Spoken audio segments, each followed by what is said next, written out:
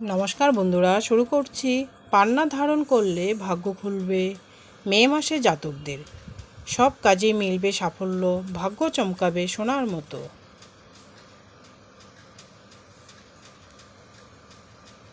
বৈদিক জ্যোতিষে বিভিন্ন রত্নের মাহাত্ম্যর কথা উল্লেখ করা আছে।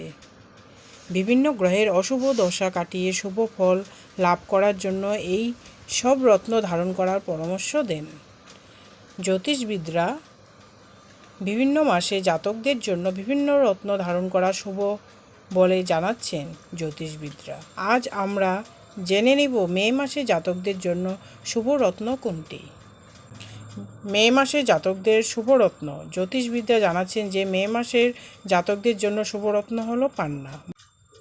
সবুজ রঙের এই পাথর ধারণ করলে সব কাজেই কাঙ্ক্ষিত সাফল্য লাভ করতে পারবেন মে মাসে জাতকেরা।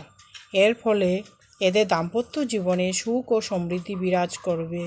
পান্না পড়লে মে মাসে জাতকদের জীবনে পজিটিভ পরিবর্তন আসে, আরাম ও আয়েশ করে এর ফলে জীবন কাটাতে পারবেন। তবে মে মাসে জাতকদের পান্না ধারণ করার আগে কয়েকটি সাবধানতা অবলম্বন করা জরুরি। জেনে নিন জীবনে সুখ, শান্তি, সাফল্য, সমৃদ্ধি ও খ্যাতি লাভ করতে কিভাবে পান্না ধারণ করবেন মে মাসে জাতকেরা।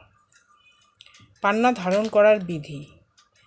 ডান হাতের করে আঙ্গুলে পান্নার আংটিটি পরুন। রূপো দিয়ে বাঁধানো পান্নার আংটিটি পরতে পারেন। বুধবার সকালে পান্নার আংটিটি শোধন করে ধারণ করুন।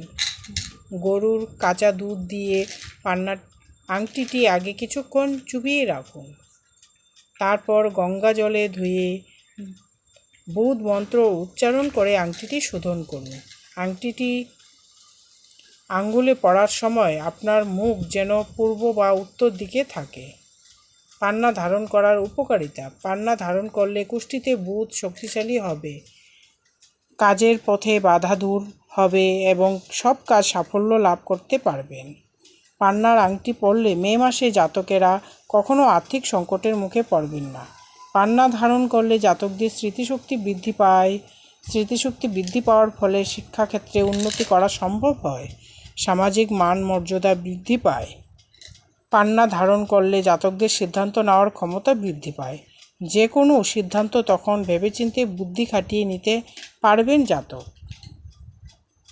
ধন্যবাদ।